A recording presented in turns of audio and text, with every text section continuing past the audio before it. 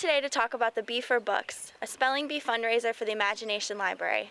My name is Katie Kaysen and I'm the First Five Early Literacy Advocate, here today with Keith Fagan from Lovers Lane Farm. Right now, we're in the middle of winter, January, and here in inland Mendocino County, our hives are in a fairly dormant state.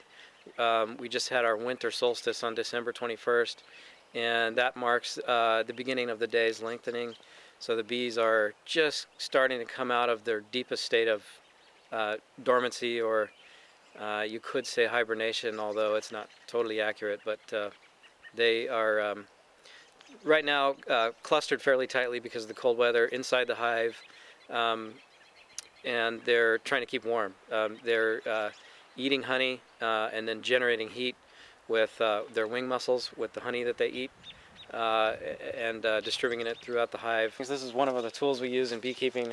This is a smoker. We use this to more easily work the bees. It's basically just a metal canister with a bellows, and you would fill it with your desired fuel source. I like to use tan oak because it burns really slowly and evenly.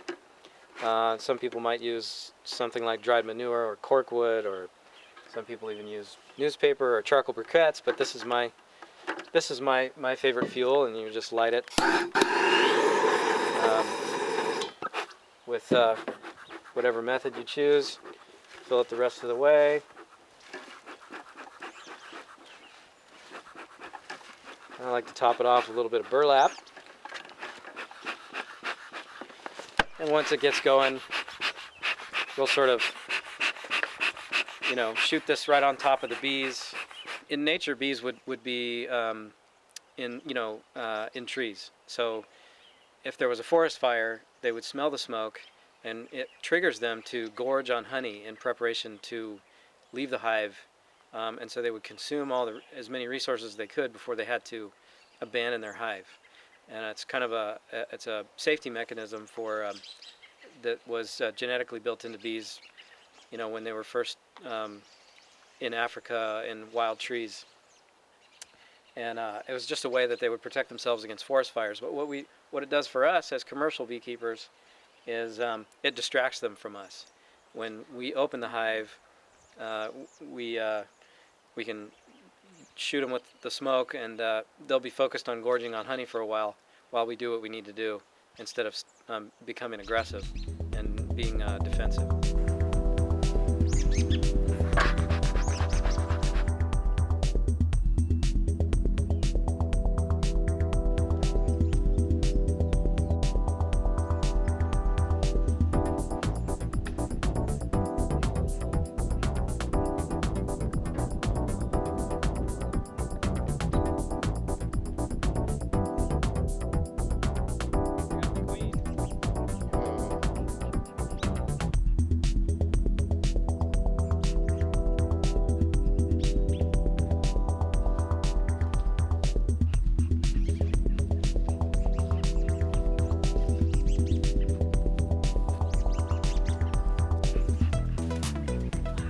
Okay, here we've got a frame of bees, and if you can see right there, I don't know if you can zoom in, but that's the queen, and she's looking pretty good, nice and plump and mature.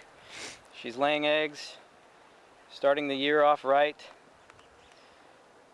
A little bit of a brood pattern already, so it's kind of early for that. And there you have it, a live beehive. Oh yeah, cool.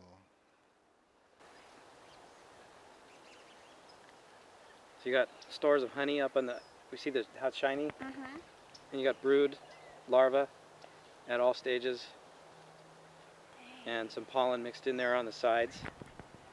So they like to keep the honey and the pollen real close by the brood nest so they can feed it to the larvae.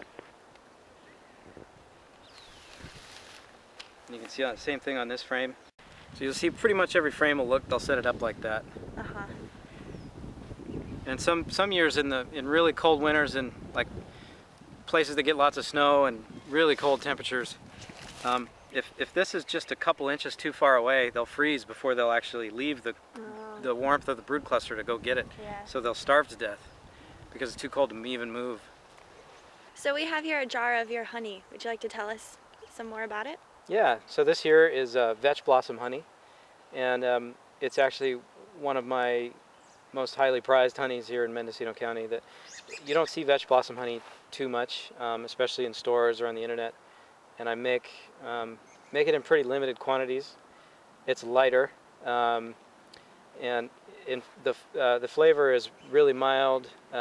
It's almost got like a lemony or popcorn, buttered popcorn flavor to it. Some people say that it reminds them a little bit of, you know, cotton candy even. But vetch blossom is it's just a legume that grows on hillsides and roadsides, and it's a purple flower. And on some years here in Ukiah, we get it all over, and if we get the right kind of rain at the right time, it'll just be blankets of purple, and then we can make a pretty decent crop of vetch honey. And you'll see here that it actually granulates really rapidly, and it darkens as it ages. When this is fresh, it's really the color of like a white wine, and as it ages, it gets a little darker, and it granulates really quickly, which is also a sign of quality, because granulation means that the honey hasn't been heated to the point where the enzyme is killed that causes crystallization. I sell this exclusively at farmers markets. Someday, if we ever get a really huge crop, you might be able to find it at a local store, but I just don't make enough of it. And we're down to our last jars for the year right now, so pretty limited supply, but it's also a honey that I covet highly myself, and that's vetch blossom honey. And so I have one last question. Why is honey different colors? Honey is different colored depending on what kind of floral source the bees are working. We like to focus on the seasonality of the wildflower honey here in Mendocino County and Northern California in general, and showcase it by just bottling whatever the season brings us that year.